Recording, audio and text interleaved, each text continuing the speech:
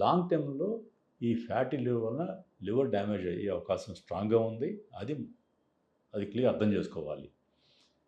ఇంకా అంటే ఇది మనం గనక వరల్డ్ వైడ్ చూస్తే లివర్ బాగా ఫెయిల్ అయినప్పుడు మనం ఏం చేస్తామంటే will go for liver transplant. అంటే పాడైన లివర్‌ని తీసి కొత్త లివర్ పెడతాం.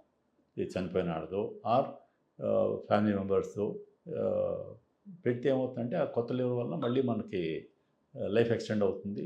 బాగానే ఉంటుంది. ఇదెందుకు మాట్లాడుతున్నామంటే ఒకనప్పుడు ఈ liver damage, chronic liver disease, ఈ సిరోసిస్, ఈ ట్రాన్స్‌ప్లాంట్‌కి వెళ్ళే ఆ కేసుల్లో మెజారిటీ 80స్‌లో అయితేనేమో హెపటైటిస్ బి లైక్ అమెరికాలో, తర్వాత కాలంలో హెపటైటిస్ సి, తర్వాత ఇప్పుడు లేటెస్ట్ అంతా కూడా ఫ్యాటీ లివర్. ఇండియా ఏంటంటే ప్రాబ్లం డికేడ్ లేట్‌గా చేసుకోవచ్చు మనం. సో 90s అంతా కూడా ఎక్కువ హెపటైటిస్ బి, తర్వాత అంతా కూడా నెక్స్ట్ డికేడ్ అంతా hepatitis C. Last decade, more than decade మనకు కూడా ఇండియాలో కూడా అయ్యే ట్రాన్స్‌ప్లాంట్స్ ఎక్కువ శాతం ఈ ఫ్యాటీ లివర్ వలన వచ్చిన లివర్ డ్యామేజ్ వల్లనే. సో ఇప్పుడు మీకు అర్థమవుతుంది కదా ఎంత ఇంపార్టెన్స్ ఫ్యాటీ లివర్. ఇక ఆల్ దీస్ టైమ్ అంటే ఈ నాట్ ఈ 30, 40 ఇయర్స్ 50 నుంచి కూడా ఆల్కహాల్ వలన జరిగే లివర్ డ్యామేజ్ ఆల్మోస్ట్ సేమ్. అంటే పర్సెంటేజ్ చూసుకుంటే అరౌండ్ 20% అంత ఉంటుంది. అది అలా అయ్యే కంటిన్యూ అవుతుంది. పెద్ద ఏం పెరిగిపోవట్లా, పెద్ద తగ్గిపోవట్లా. బట్ ఈ ఫ్యాటీ లివర్ మాత్రం ఇప్పుడు మేజర్ కాంపోనెంట్ అయింది దీంట్లో.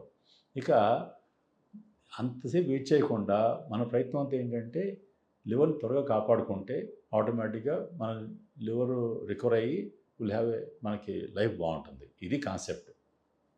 ఈ ఫ్యాటీ లివర్ని ఎర్లీ స్టేజ్లో గుర్తించి ఎప్పుడైతే లివర్ డ్యామేజ్ స్టార్ట్ అవుతుందో అప్పుడు మనం కొంచెం అగ్రెసివ్గా ఉండి, ఇంకొంచెం ఎక్స్ట్రా అగ్రెసివ్గా ఉండి కాపాడుకుంటే లివర్ ఫంక్షన్ ఇంప్రూవ్ అయ్యి వాళ్ళకి లైఫ్ యూజువల్ బాగానే, they have normal life by and large.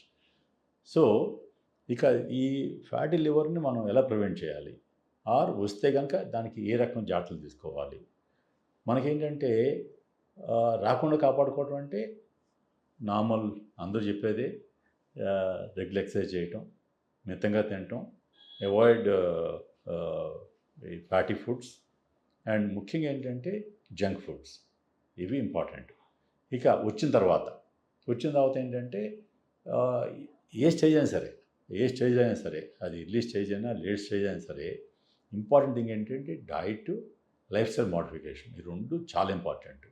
Life style modification అంటే ఏంటంటే ఒకటి ఎక్సర్సైజ్ చేయడం రెగ్యులర్గా, అండ్ రెండు ఈ ఈ ఆల్కహాల్ ఈజ్ అవుట్, కంప్లీట్గా జీరో చేయాల్సిందే. ఎందుకంటే ఆల్రెడీ ఒక ఫ్యాటీ డిపాజిషన్ వలన లివర్ డ్యామేజ్ అవుతున్నప్పుడు దాని మీద ఆల్కహాల్ కనుక డబుల్ అటాక్ అయితే ఈ లివర్ పాడే అవకాశం ఇంకెక్కువైపోతుంది. కాబట్టి అది అయిపోవాలి.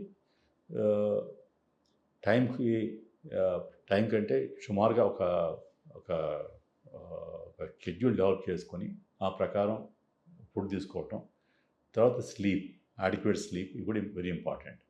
ఈ లైఫ్ స్టైల్ మోడిఫికేషన్. ఇక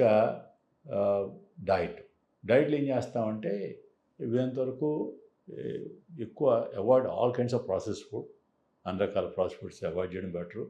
తర్వాత ఏంటి హై క్యాలరీ ఫుడ్స్ అన్నీ కూడా అవాయిడ్ చేయాలి. Junk foods are out.